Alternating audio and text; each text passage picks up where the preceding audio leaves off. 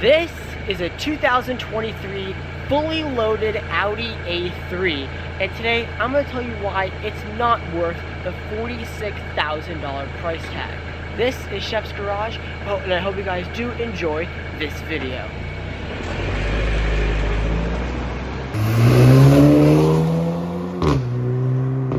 If you're new to the channel, this is the first time seeing my face on your screen, don't forget to click that subscribe button down below for more awesome car content videos like this one, Market GTI, Audi, Porsche, any type of car content you can think of is on this channel. I'm trying to become a full-time YouTuber and I can't do it without your guys' support. You guys have been crushing it lately, so let's see if we can get more of that support on this channel. But anyways, let's get back to the video with the A3, but let's start off with some overview on Audi as a whole. Now, I like to think of Audi as one of the more bigger German auto manufacturers, a part of the Volkswagen group, and I do think that they have made some absolute bangers for cars at the time.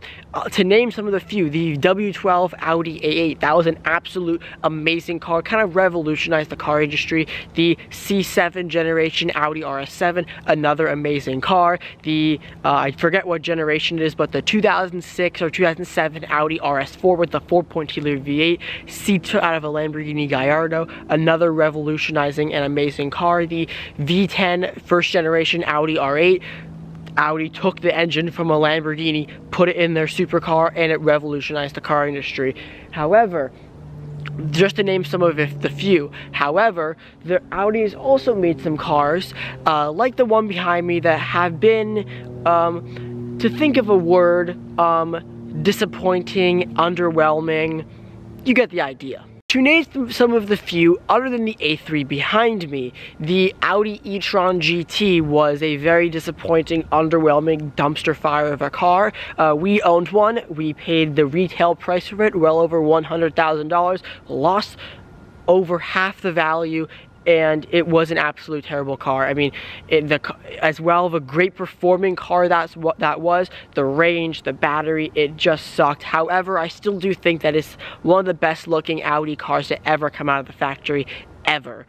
Another car, for example, the Audi A7e, another car that Audi made for only the 2021 model year.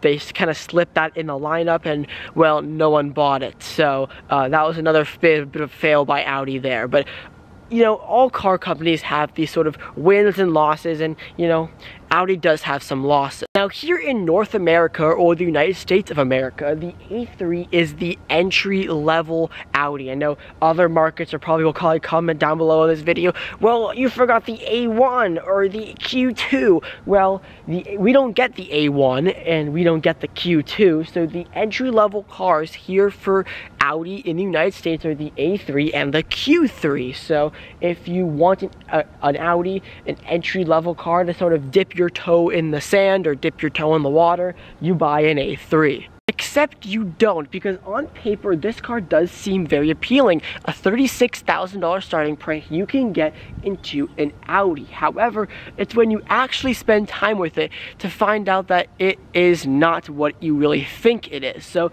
today I'm going to walk around this car and I sort of want to share with you why this car isn't worth the $46,000 price tag. And before we get started, I am talking about the fully loaded A3. If you want to buy an Audi and you want an entry-level car, $46,000 for this A3. This A3 is behind me has every single option on it apart from the black optic package. That's the only option this car is missing. And to prove it, I'll show you the window sticker that this car is $46,000. Okay, I'm rounding a bit. It's $45,330, but today it would probably be $46K. But you know, we're just gonna call it $46K to kind of make the title look a little bit better. So I'm not wasting any of our guys' time on this video. If you're in the market on buying an A3, I 100% recommend getting the base model, the premium with no options, front wheel drive, that type of car. A $36,000 or $37,000 car, that's where this value is at. I don't think you should go any higher than that type of value, because even then, it's still decently pricey of a car compared to, well, some of the rivals of this car. The rivals of this car consist of the BMW 2 Series Grand Coupe and the Mercedes CLA, so I'm going to reference those cars a lot. But enough talk, let's get on to the car. Now we start up here at the A3 with the powertrain. Now this car uses a 2-liter turbocharged 4-cylinder, making 201 horsepower and 221 pound-feet of torque.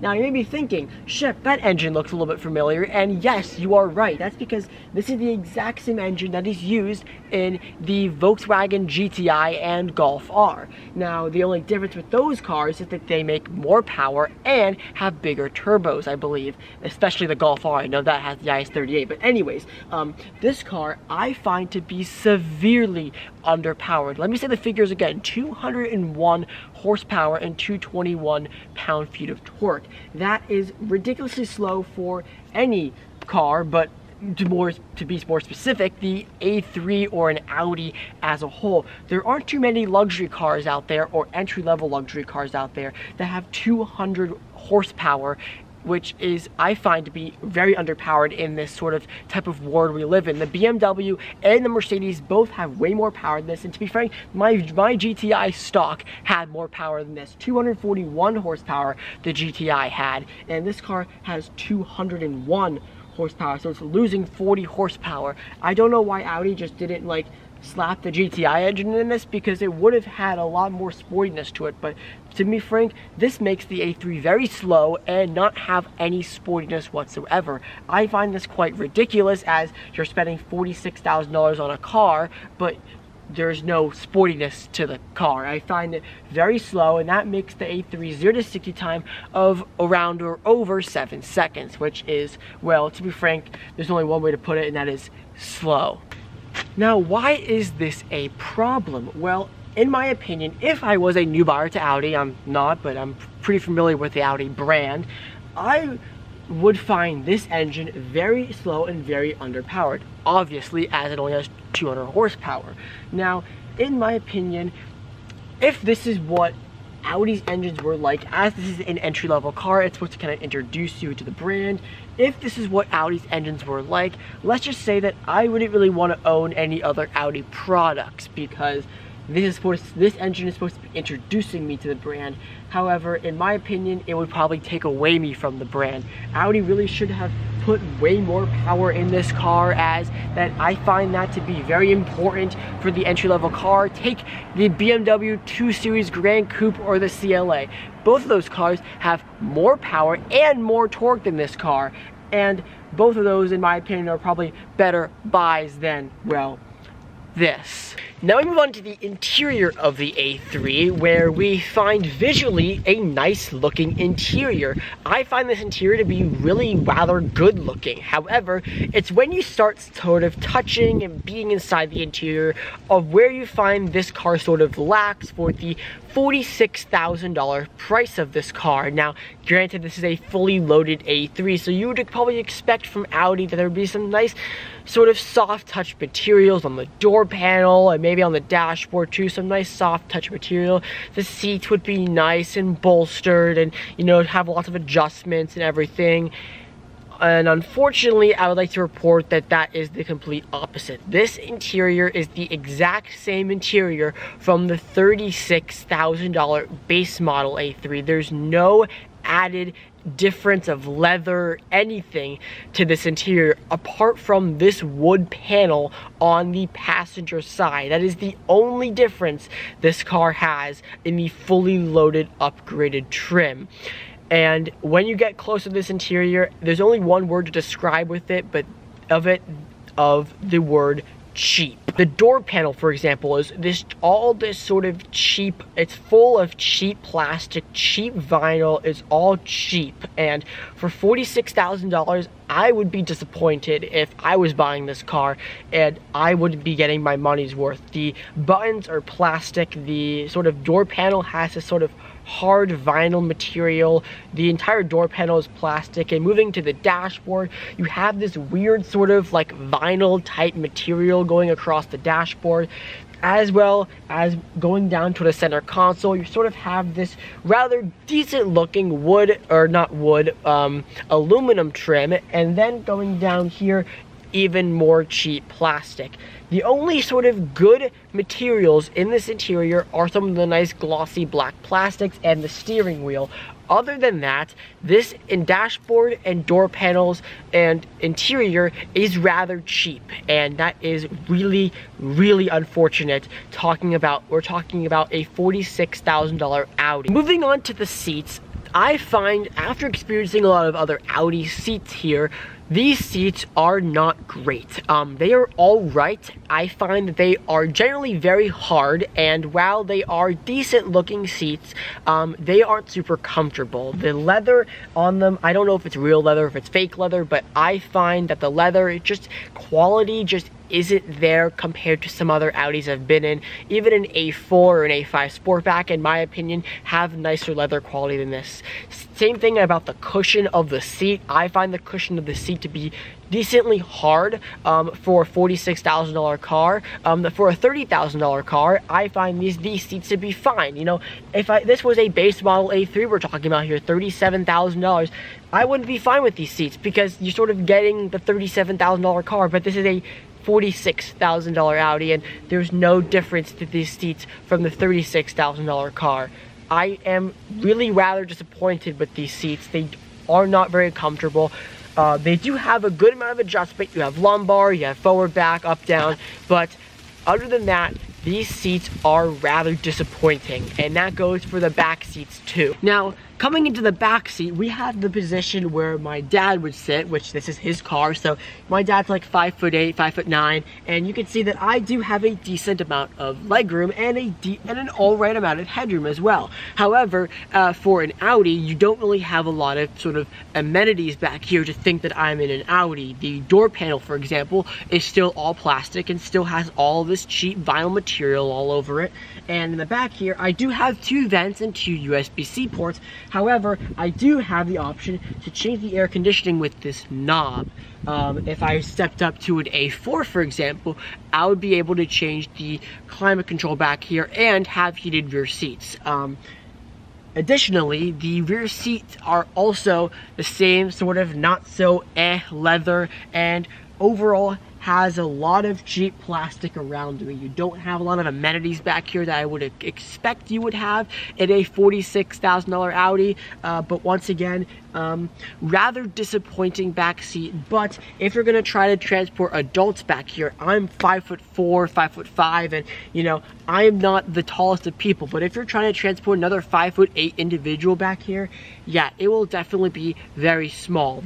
The back seat in this car in general is, well, only one word to describe it, and that is, well, small. Moving on to the trunk space of the A3, there's only one word to describe it too, and that is small. Now again, this is an entry-level car, so you obviously are going to get small trunk space, but the reason why I'm adding this here is because that for most people, this is enough trunk space. For example, this is my dad's car, a bunch of sports stuff, a bunch of chairs, and, well, a hat, and so on and so forth. But comparing to, let's say, the BMW 2 Series Grand Coupe, that car is 15 cubic feet of cargo space, much more bigger than this A3. Now, additionally, the opening of the A3's trunk isn't rather big either. However, the trunk space is, well, fine, but you could obviously get more for your money. And so that's why this fully loaded A3 is not worth $46,000. Now, I want to reiterate, if you're in the market for an A3, the A3 just is not a bad car. It is a good car for the base model price of $36,000 or $37,000. If you're in the market for this car, do not waste your extra time or money buying any options for this car.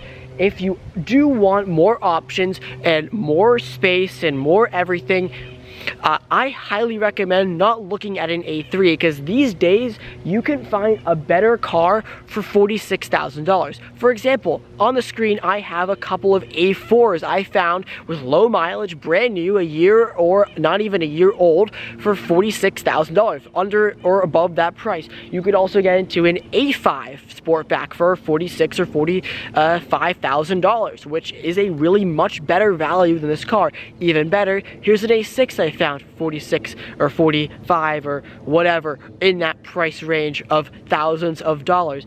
And if you want this size car, for example, let's say you like the A3, but you want this sized car, but you just want a nicer variant, here's even better. You can get a 1-year-old S3 for $42,000, which in my opinion is a much better value than this car. So whatever you do, in my opinion, I do not recommend this A3 for $46,000, but I want to know what you guys think. Would you buy this car for $46,000 comparing to the rivals of BMW and Mercedes, or other Audi models for this price? Let me know in the comment section down below. Anyways, I hope you guys did enjoy this video. If you did, like, comment down below any other videos you guys want to see, and I'll see you guys in the next one.